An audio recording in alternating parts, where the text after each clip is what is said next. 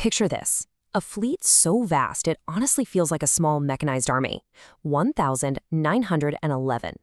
That's not just a random number. That is the exact number of tippers, loaders, excavators, and trailers operated by just one company, moving the very earth beneath us. Welcome back to another Explainer. I am so thrilled you're here today because we are unpacking the massive public debut of the company commanding that exact fleet. Today, we are bringing you a strictly impartial, strictly data-driven breakdown of the Calibre Mining and Logistics Red Herring Prospectus. Okay, here's the game plan for today. We'll start by meeting Calibre Mining, then move right into the IPO breakdown. After that, we'll be following the money, running by the numbers, and wrapping it all up with the final takeaway. Let's get right into it. Section 1. Meet Calibre Mining. The operations. So Calibre Mining wasn't always this massive behemoth. They actually started out back in 2014 as Calibre Mercantile Private Limited. Over the last dozen years, they've steadily morphed from this private entity into the soon-to-be publicly traded mining and logistics giant of 2026. And what exactly fuels that growth? Well, they don't just dig. They are the whole shebang. They handle the complete end-to-end logistics chain. I'm talking coal extraction, overburden removal, which, by the way, is just the heavy lifting of clearing topsoil and rock, all the way to loading, unloading, and the incredibly complex road and rail logistics. It's a massive, non-stop operation across the resource-rich states of Maharashtra, Chhattisgarh, and Madhya Pradesh. And they aren't working with small-time players either. We're talking absolute industry heavyweights here. Their major clients include Coal India Limited, Western Coalfields, and Northern Coalfields. Their whole tagline is unearthing possibilities. And honestly, looking at these contracts, it's backed up by some of the most significant coal extraction operations in the country. Moving on to Section 2, the IPO breakdown. Let's look at the offer.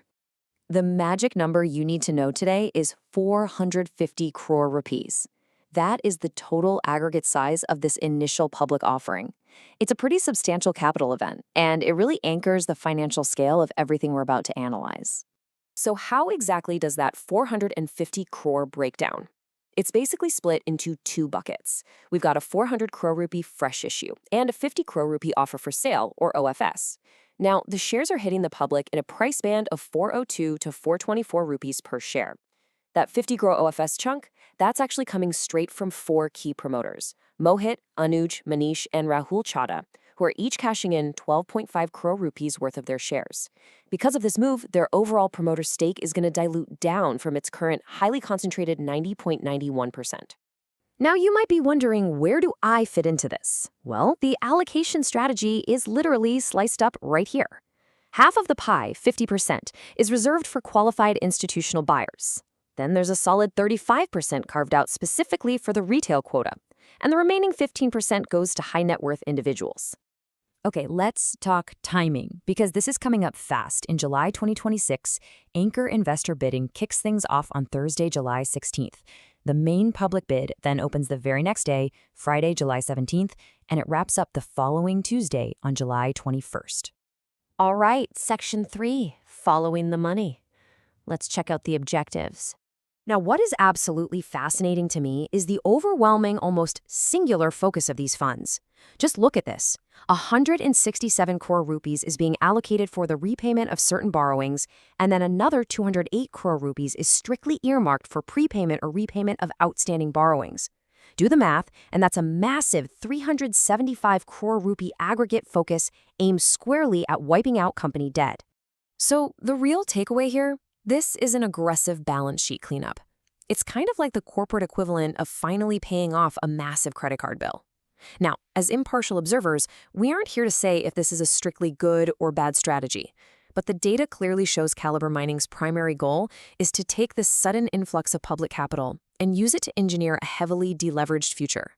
They are, for all intents and purposes, buying down their past obligations to clear the runway for what's next. Section 4, by the numbers. Let's pop the hood and look at the financials. I gotta say, this top-line revenue growth is incredibly interesting to track. Back in fiscal year 2024, they posted revenues of just under 958 crore rupees. Then, in FY25, boom, a massive 50% jump, catapulting revenue to over 1,435 crore rupees. And that momentum didn't just stop. It carried right into FY26, growing another 17% to hit an impressive 1,684 crore rupees. But as we all know, it's not just about what you make, right? It's about what you actually keep. And that top-line revenue absolutely translated to bottom-line profitability. Their profit after tax, or PAT, started at a solid 95.9 crore in FY24. It then surged 38% to 131.55 crore in FY25, and grew another 20% in FY26, bringing their final profit after tax to a really robust 157.9 crore rupees. Oh, and meanwhile, their total assets swelled right alongside this, crossing the 2,000 crore mark in that exact same year. However, to get the complete picture, we have to balance those flashy growth metrics with a look at their underlying ratios.